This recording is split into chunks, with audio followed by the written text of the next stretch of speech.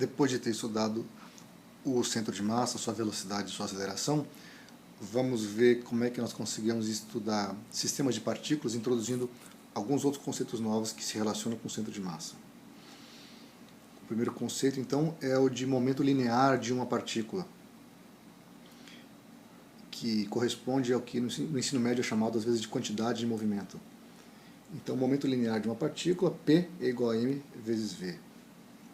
Em unidade do sistema internacional, isso se mede em quilograma metro por segundo, que é a mesma coisa que Newton segundo. A segunda lei de Newton, então, na verdade, na sua formulação original, ela pode ser escrita assim: a soma das forças, ou seja, a força resultante, é igual a massa vezes a aceleração. A aceleração, por sua vez, é derivada da velocidade em relação ao tempo, que eu posso inserir aqui dentro a massa, para obter derivada em relação ao tempo do momento linear. Portanto, a segunda lei de Newton pode ser escrita dessa maneira: a derivada do momento linear em relação ao tempo é a força resultante sobre a partícula. Note que também é possível reescrever energia cinética. Isso vai ser útil com os exercícios mais adiante. Dessa maneira, energia cinética é mv² sobre 2, v por sua vez é p sobre m. Então, reescrevendo essa equação aqui em cima, a gente pode concluir que a energia cinética é p² sobre 2m. Colisão e impulso. Imagine que eu tenha uma colisão aqui. Imagine que isso aqui seja um plano horizontal, sem atrito. Então eu tenho um disco deslizando em linha reta, velocidade uniforme aqui, e vai interagir com a parede em algum momento. Depois ele vem para cá, sai com uma outra velocidade depois da colisão. Então colisão é algo que tem antes e depois, e tem um processo muito curto aqui, que com uma força relativamente grande, um intervalo curto, modifica a velocidade daquela partícula, por exemplo. Digamos que a força tenha atuado nessa direção aqui, perpendicular à parede, durante certo instante. Se olhar para o módulo dessa força como função do tempo, então, digamos que ela seja uma coisa assim: ela é zero antes desse tempo inicial e é zero depois do tempo final. É uma coisa que tem começo e fim. Então, eu chamo de ΔT, esse Tf menos Ti, a duração da colisão. Pelo resultado do slide anterior, a força resultante é a variação do momento no tempo. Então, se eu passar o dt para o lado de cá, eu escrevo dp igual a f dt, eu posso integrar dos dois lados para obter, então, do lado esquerdo, a variação de momento, que P2 menos P1, será integral no tempo durante a duração da colisão, da força, integral da força no tempo.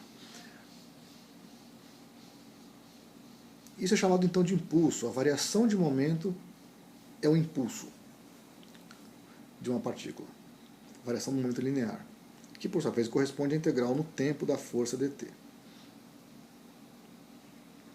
Se a gente pegar esse exemplo aqui em particular, se eu copiar para cá, aqui está o P1, aqui está o P1 copiado, aqui está o P2, aqui está o P2 copiado, então essa expressão aqui, P2 menos P1, pela regra de subtração de vetores, se esse aqui é P2, se esse aqui é P1, P2 menos P1 é um vetor que aponta, sai de P1 vai para P2.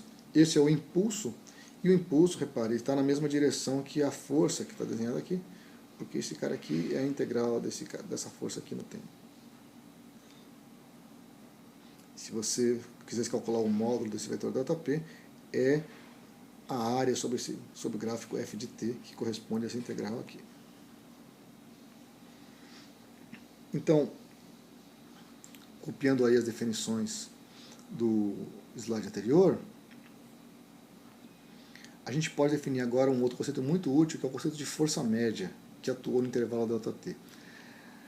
A definição de força média é essa aí: é um impulso, variação de momento, dividido pelo intervalo de duração aqui, a duração da colisão. Isso tem uma interpretação muito interessante, muito útil, que é o seguinte: a força média é o valor da força constante que deveria ser mantida por um tempo ΔT para provocar o mesmo impulso ΔP. Ou seja, força média aqui é um valor constante de força que tem uma área aqui sobre essa área azul, a área do retângulo. A gente tem como mostrar que essa área do retângulo é exatamente igual à área essa área roxa que está aqui. Como é que a gente mostra isso? Apenas olhando para essa expressão aqui. Veja, qual é a área do retângulo? A área do retângulo é altura vezes a base, ou seja, força média vezes ΔT. Força média vezes ΔT, por definição, é ΔP. E ΔP é a área roxa embaixo da curva vermelha aqui. Portanto, as áreas são iguais.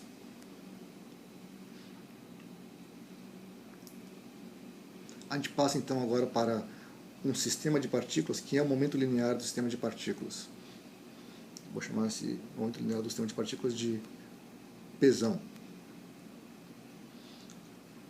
O momento linear do sistema de partículas é a soma dos momentos lineares de todas as partículas, simplesmente. E se nós escrevemos explicitamente que é o momento linear de cada partícula, M1, V1, mais M2, V2, etc., a gente vai reparar que isso aqui parece muito, lembra, né, a velocidade do centro de massa. Não é a velocidade do centro de massa porque não tem dimensão de velocidade, inclusive. Mas se você dividir pela massa total, esse termo aqui é a velocidade do centro de massa. Portanto, o momento linear total do sistema é a massa total do sistema vezes o vetor velocidade do centro de massa.